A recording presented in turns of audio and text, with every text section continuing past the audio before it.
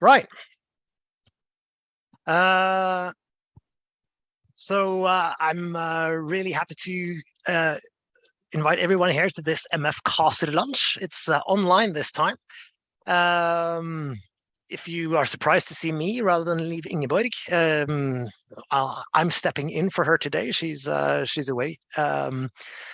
But more importantly, we're delighted to have Jan Selling here today. So Jan is he's the Associate Professor of History, but more importantly, maybe the head of the Department of Critical Romani Studies at Södertörn University.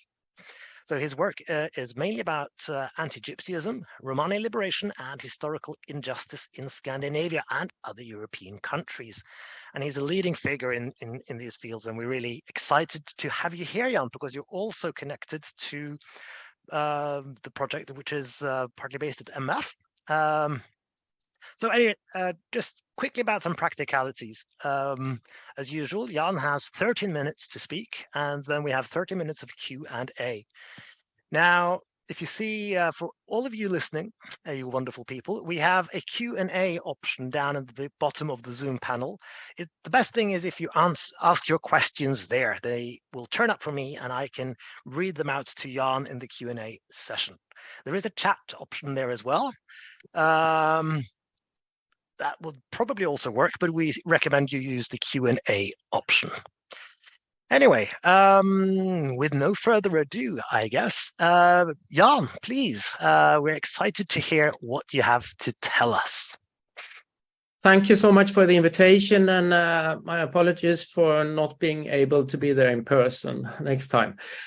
So I will try to take us in 3 steps from anti-Semitism theory to what might be called secondary anti-Gypsyism of the Orthodox Church in Romania concerning slavery. And this is, of course, relevant to the project which you mentioned. We could also name it the Memorovia project of Schuldabwehr, which I am part of. So, first step, anti-Semitism and anti-Gypsyism. Following the Frankfurt School critical theory, anti-Semitism is something other than, or more than, or older than racism. The argument is basically that anti-Semitism developed before and independent of colonialism and imperialism, and was referring to something already inside Europe. Before it then, of course, later was also infused with scientific or biological racism. This theory also claims that anti-Semitism became an integrated part of European modernity and collective identity in Europe. First in the Christian anti-Judaism of being anti or at least beyond Jewish. Already here, Jewish was a concept rather than a group of actual people. Then it became, let's say, a software of capitalist society. According to this theory, anti-Semitism had its specific function for channeling the disgust and loss of control felt by especially the bourgeois subjects being rolled over by modernity. That is channeling by means of projection. To understand this projection or transference, it is perhaps easier to take the example of someone becoming homophobic because he is ashamed himself of being not completely heterosexual. For example, the capitalist could ease his bad conscience with anti-Semitism, projecting the rapacious character of his wealth accumulation onto the conceptual Jew, who then became his object of hate. This hate might then be collectively aggregated and exploited politically, as in the case of workers fighting Jews instead of fighting capitalism. So is the question now, is the import of anti-Semitism theory to the area of anti-Gypsyism justified? I have only time to be one-sided, so I say yes. The conceptual gypsy, as I call it, is also not a product of colonialism. Instead, it may be read as a construction of the exotic other within Europe, the Orientals within, to quote Ken Lee. It has been suggested that anti-Semitism and anti-Gypsyism are in fact not only comparable or parallel, but in fact complementary in this dark side of the Enlightenment.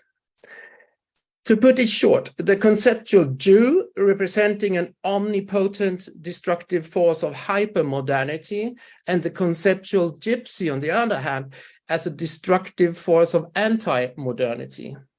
And at the same time, the conceptual Jews and the conceptual Gypsies, we are not talking about actual Roma here, as described and conceptualized as not belonging to the collective bubble of the religion or the nation, as something rootless and thus unreliable, not actually contributing to value.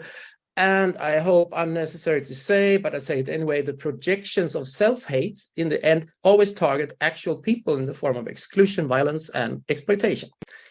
Second step, secondary anti-Semitism and secondary anti-Gypsyism. The term secondary anti-Semitism is used in several ways. But in any case, it refers to post-World War II anti-Semitism. What is interesting to me here is what Theodor Adorno referred to as guilt-defensive anti-Semitism. By interviewing a large number of German anti-Semites shortly after the war, Adorno and his colleagues operated with an analytical matrix, which is interesting also for my purpose. It's a matrix composed of guilt complex, guilt defense, and collective narcissism.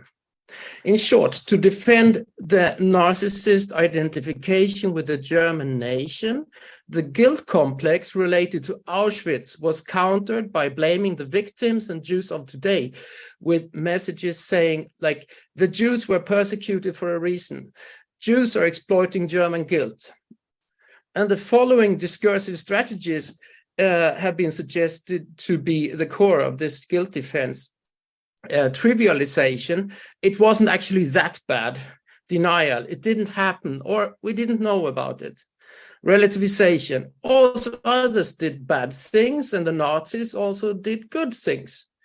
Closing line demand, Schlussstrich, enough talk about this now, let's move ahead. This more aggressive and affective guilt rejection is anti-Semitic, since memorialization of the Holocaust as such is seen as a threat to the collective identity of the narcissist. And it constructs a paranoid dichotomy between non-Jewish as victim and Jewish as persecutor, reversing the roles. And also that it reactivates old stereotypes such as greedy, revengeous, manipulative Jews, and so forth.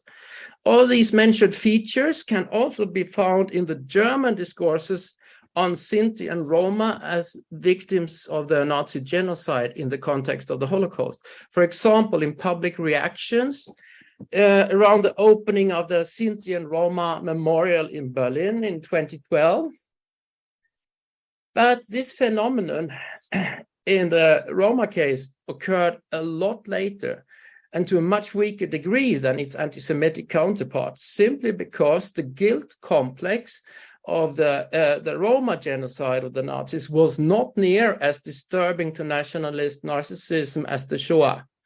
Already the word Jew sounds like an accusation to many Germans, but die Deutschen haben kein Herzklopfen, wenn sie das Wort Zigeuner aussprechen. Germans don't have palpitations of the heart when they say the word gypsy. So it is not the same. Third step, secondary anti-Gypsyism in Romanian Orthodox Church discourses on the slavery. I am one of the few so far who attempts to introduce the concept of secondary anti-Gypsyism in contexts outside of Germany and outside of the Holocaust. I have given examples in my book, Romani Liberation. Yes, I think everyone can think of an example where Roma are being blamed for their own discrimination or mocked at when interfering against anti-Gypsyism, or even being part of a gypsy industry, victim industry, trying to profit for drawing the anti-Gypsyism card, and so forth. So when I, as a part of the Memorobia project, started to conduct interviews with Orthodox church people representative in Romania, I suddenly saw many structural parallels which invited me to revisit the concepts I have just described. The collective narcissism of the Orthodox Church, also involving nationalism, the guilt complex concerning the history of the Church as a major slave owner for hundreds of years in Romania, and its guilt defensive strategies. I will not bring you actually quotes today, since I'm still in the phase of analyzing, but a preliminary finding as such is that we may indeed talk about secondary antigypsyism in this. Just short sketch out this. So the guilt complex is evident in two layers. In the historical material, we already in the 1820s, before the abolition, had several clerics, church people who opposed slavery, and they said that this is being against the Christian faith. Our church is possessing slaves, and we cannot do that. And also there were, and this was corresponding with abolitionist discourses of the time, talking about it as a shame and an obstacle for the formation of a new Romanian nation. So that's the historical, and the contemporary layer is contemporary attempts which are evident that the church are trying to control the discourse on slavery, restricting academic freedom for clerics. So the collective narcissism is this, that the church sees itself as a main pillar of the Romanian nation, and that's why this, and it's very sensitive about its image, and this is disturbing, talking about slavery. And in the guilt, and now I'm coming to the end, the guilt defensive strategies, just a few examples here. It was not actually slavery, it was more like serfdom or something, and it was actually good for the Roma in terms of civilizing these people. They needed this, and they are grateful for it today even. And others did worse things. The other slave owners were much more cruel, and American slavery was much worse than Robia, and also many Romanians have suffered in history. Also accusing the critics, the scholars, activists, Roma and foreigners want to damage the church. They're not interested in the topics, they just want to damage us. And also Roma want to exploit the guilt, they want money or something else.